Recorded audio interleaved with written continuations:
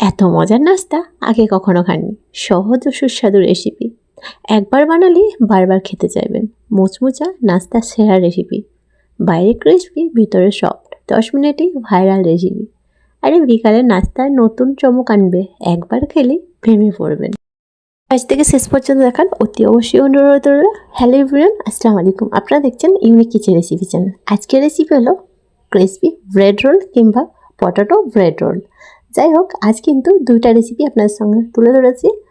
একটা হচ্ছে crispy bread role আর সেকেন্ডটা হচ্ছে পুদিনা পাতার চাটনি। আপনারা একটা ভিডিওতেই দুটা রেসিপি শিখে নেবেন। আচ্ছা, তাহলে ঝটপট আমরা দেখে নিই কী কী লাগছে ক্রিসপি ব্রেড রোল বানানোর জন্য। এখানে আমি ব্রেড নিয়েছি, এক প্যাকেট যতটা থাকে অতটাই নিয়েছি। আচ্ছা, ব্রেডের যে চারধার ব্রাউন পোর্শনটা থাকে সেগুলো একটু রিমুভ করে দিতে হবে। এখানে আরও একটা ছোট্ট টিপস দিই, এই যে রিমুভ করা ব্রাউন কালারগুলো কিন্তু এগুলো কিন্তু ফেলে দেবেন না, অতি অবশ্যই একটু রোদ্দুরে রেখে কিন্তু যখন ক্রিসপি ভাব হয়ে যাবে কিন্তু ওটা কিন্তু ব্লেন্ডারে ব্লেন্ড করে আপনারা ব্রেড গাম হিসাবেও কিন্তু করতে পারেন। আমি কিন্তু ফ্রাই এরকম করি, ফেলে দিই না। সেক্ষেত্রে ছুরির সাহায্যে ব্রাউন পোর্শনগুলো একটু রিমুভ করে দিতে হবে।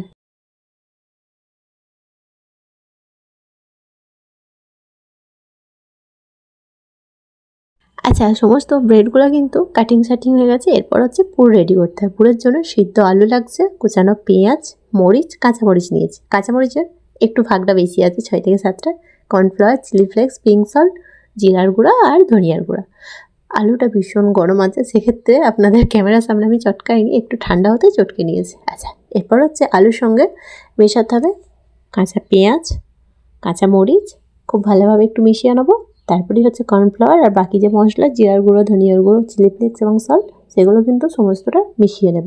আচ্ছা, আপনারা চাইলে এখানে কোচানো ধনেপাতাও দিতে পারেন, ফ্লেভারটা খুব সুন্দর আসে। বাট আমার হাতের কাছে ছিল না আজকে, যতটা ছিল আমি কিন্তু চাটনি বানাতে আমার কাজে লেগেছে, সেক্ষেত্রে আমি আর দিইনি।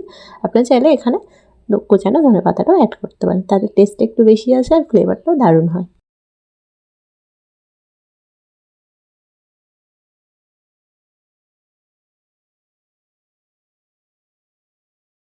আচ্ছা, ফাইনালি কিন্তু আলুর পুরটা রেডি হয়ে গেছে। এরপর হচ্ছে একটা করে ব্রেড উঠাবো আর একটা বাটির মধ্যে পানি নিয়েছি, নর্মাল পানি নিয়েছি। একটা করে ব্রেড ডিপ করব আর এক্সেস পানিগুলো খুব সুন্দরভাবে হালকা হাতে প্রেস করে পানিটা বাটির মধ্যে রেখে দেবো। তারপরে হচ্ছে অল্প পরিমাণে আলুর পুর নেব আর সুন্দরভাবে রোল আকৃতিভাবে এটাকে শেপ দেবো। আচ্ছা, এই শেপটা কিন্তু যে যেরকম পছন্দ আর কি দিতে পারেন। আমি কিন্তু লম্বাটেভাবে একটু রোল টাইপের শেপ দিলাম, আপনারা চাইলে রাউন্ড রাউন্ডও দিতে পারেন, সেটা নিজের ওপর ডিপেন্ডেড। সেক্ষেত্রে লম্বাটা দেখতেই সুন্দর লাগে আর কি। যাই হোক, সমস্ত ব্রেড থেকে এরকমভাবে পুর ভরে একদম রেডি করে নেব।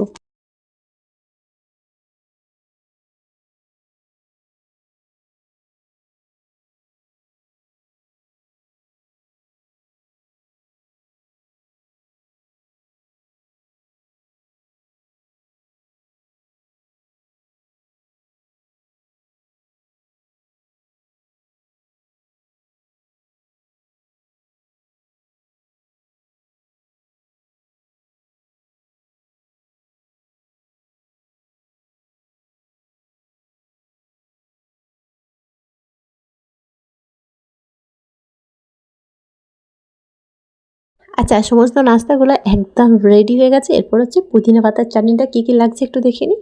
টমেটো, আদা স্লাইস নিয়েছি, লেবু স্লাইস, আচ্ছা ঝালের জন্য 3টা কাঁচামরিচ, কয়েকটা রসুনের কোয়া নিয়েছি আর ধনেপাতা নিয়েছি 1 মুঠো। আর এখানে হচ্ছে 1 বাটি পরিমাণ পুদিনা পাতার পরিমাণটা একটু বেশি। আর এটা কিন্তু মার্কেটের কেনা না, আমার বাগানের পুদিনা গাছ বসানো, সেখান থেকে উঠিয়ে নিয়ে এসেছি। আর টক দই লাগছে। পুদিনা পাতার একটা কাহিনী আছে, এখনকার পুদিনা পাতার আকাশ ছোঁয়া দাম। আর মার্কেটে গেলে 2 দিন যাব, 2 দিনই পাতা আসতে ঠিক টাইমেও তো পাওয়াও যায় না। আর যখনই পাই কিন্তু ওপরে ফ্রেশ আর ভিতরে বাড়ি এসে দেখি নষ্ট পুদিনা পাতা ভরে দিয়েছে। সেখানে এত দাম নিয়ে কী দরকার বলেন তো? সেক্ষেত্রে আমি সেই থেকেই প্রমিস করেছিলাম নিজের ওপর, পুদিনা গাছ যখনই বাগান করব, চারা করব, তখনই কিন্তু আমি বানাবো। যাই হোক, মিক্সি জারের মধ্যে সমস্তটা দিয়ে দিলাম আর লেবু স্লাইস থেকে জুসটা কিন্তু বের করে দেবেন অতি অবশ্যই। তারপর খুব ফাইনলি পেস্ট করার পর একটা বলের মধ্যে ট্রান্সফার করে নিলাম। আর এই যে পুদিনা পাতার কালারটা দেখতে পাচ্ছেন, চাটনিটা একদম ডার্ক হয়ে আছে, এটা কিন্তু একদম লাইটলি এসে যাবে। ওই যে দইটা বাকি আছে না, টক দইটা, এখানে 2-4 চামচের মতো দেবো, ওই 50 গ্রামের কাছাকাছি।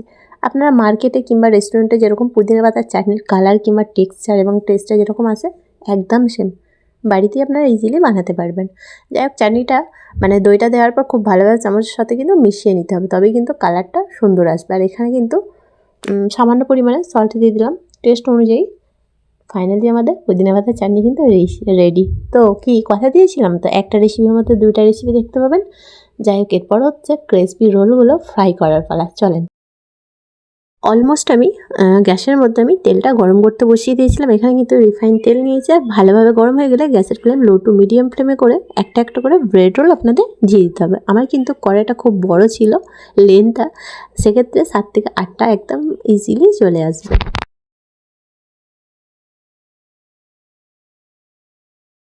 তেলের মধ্যে ব্রেডগুলো দেওয়ার ঠিক 4 থেকে 5 মিনিট পরে কিন্তু একটা চামচের সাহায্যে এইভাবে পাল্টালেই দেখবেন নিচের পোর্শনগুলো বেশ কালার হয়েছে, ওই গোল্ডেন কালার হয়েছে দেখে নিশ্চয়ই বুঝতে পারছেন।